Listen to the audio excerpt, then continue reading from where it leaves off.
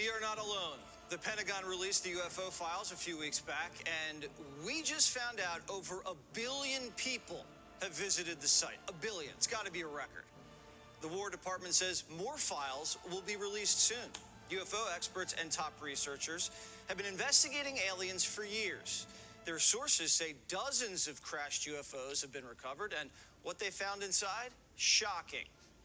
And do people think that there's one type of non-human intelligence that's visiting the Earth, or is there many, many types? People who have been involved in recoveries have said there are at least 4 separate types. Now, I have not had direct access to that, but I believe the people who I talked to. Types of life. 4 different types of life. 4 different species of aliens. Another scientist called them Greys, Nordics, Insectoids, and Reptilians. All of them have 2 arms and 2 legs, just like us. Experts speculate the reptilians are scaly with long tails, like a lizard. Insectoids look like a praying mantis. The Greys look like your classic movie alien, and the Nordics look like a regular Swedish guy, but 7 feet tall. We haven't seen the evidence, but Pete Hegseth says more evidence is coming, and there are a lot of believers in Congress.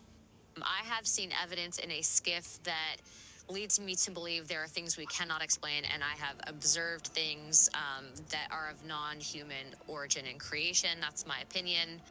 Releasing the files isn't easy. They've been hidden for years, and a lot of people want to keep it that way. Do you see what this is right here?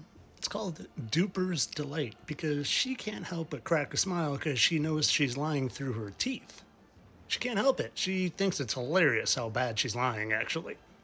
And you might not realize this yet, but they're lying to you on the television, nonstop, all day, every day. There's no truth coming out of it. Well, maybe 10%, so they can lie to you in the other 90%. It's mind control. They use the TV to mind control you. And some of you think you're too smart and you can watch TV and there's no way you could be mind controlled. No, they've been doing it your whole life, so they have you believing things that aren't even close to true, like aliens coming from other planets and landing crash UFOs here.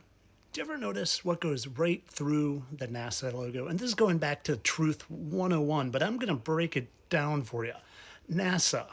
The transliteration of NASA is Nasha. You know what Nasha means? Well, in the Strong's Concordance, it equals that right there, H5377. And when you go down and look, it's 16 times in 15 verses in the Bible.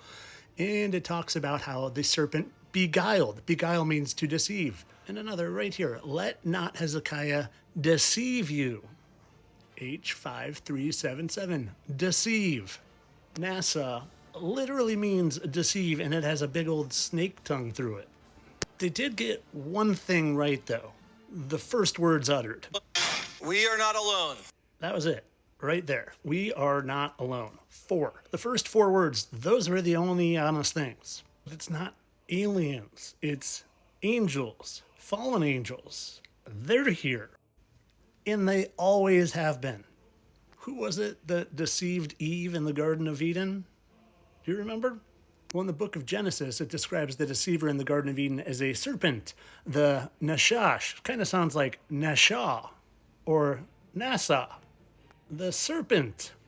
The serpent. And when you study further and you look at the book of Enoch, which is in the Ethiopian Bible and the Sefer Bible and old Bibles, and well, it talks about Gadriel, the fallen angel or watcher, who was the one that led Eve astray. Gadriel. Do you know what God means in Russian and Polish? Oh, it means reptile. A reptile is a serpent. A serpent is a reptile. And in English, it means to roam and wander aimlessly, kind of like a serpent or a snake does. And what was that fallen angel's name in the garden again? Oh yes, Gadriel. Gadriel is often classified as a seraphim angel. Seraphim angels who are of the highest order before they fell, often called the fiery serpent. Sure, these guys who broadcast all the NASA fake missions are telling you the truth. The truth about these guys propagating the fact you're an evolved chimp spinning on a ball in outer space instead of in a little enclosed, flat, stationary realm where there's a bunch of fallen angels deceiving you. Oh, and did you know that all the news stations, all of them, are just owned by these 1, 2, 3, 4, 5, 6 companies? I bet they're all owned by the same one too, probably BlackRock and Vanguard. Oh, and remember I said they've always been here? Well, yeah, they just take on different characters as the years go on, so you still worship them. There's Larry Hagman and Tom Brady. There's Travis Kelce and the guy that created the Pony Express, Alexander so-and-so.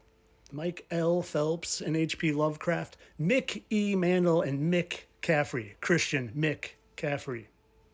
They've always been here, and they get you worshiping them on the TV in their different characters. Abaddon and General Patton.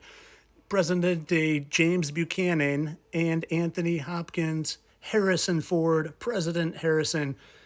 You know who over here, and Andrew Jackson, Ryan Gosling, and President Roosevelt Franklin. Oh, and here's Teddy Roosevelt and Robin Williams, who played Teddy Roosevelt. You worshipped him twice as the same character. President Fillmore and Alec Baldwin. The television is lying to you in every conceivable way, and the sooner you figure it out, the sooner we all take our power back, my friends.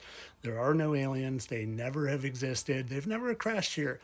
There's angels here, and they can live a lot longer than you and I, and they can look different. So you don't always realize that you've been worshiping the same angel. Of course, all this for entertainment purposes. I'm sure there's aliens, especially reptilians and especially ant people. Definitely the ant ones, for sure. Oh, and for those of you still stuck on a ball, you should look up what stars really look like and how you can see Chicago from 70 miles away, how Polaris always sits in the same spot even though we're going in 5 different directions and 5 different speeds all at the same time, how the physics of water is to lay level at rest, not curve thousands of miles around a ball, how airplanes always fly flat and level, never nosing down, how the sun under the right low humidity conditions just fades away to the distance because it's moving further away and only appears to go down because of perspective. But when you zoom in, oh, and sure, it's 93 million miles away. That's a good one. Oh, and last but certainly not least, they all told us that something goes around the curve of a ball and that's why it goes at a distance from bottom up. But no, actually the way perspective works is when something gets further away, it gets lower in your field of vision until it gets to a vanishing point because the human eye can only see so far unless you got a P1000 camera. Entertainment only, my friends. I'm sure that's just a coincidence. Have a lovely day.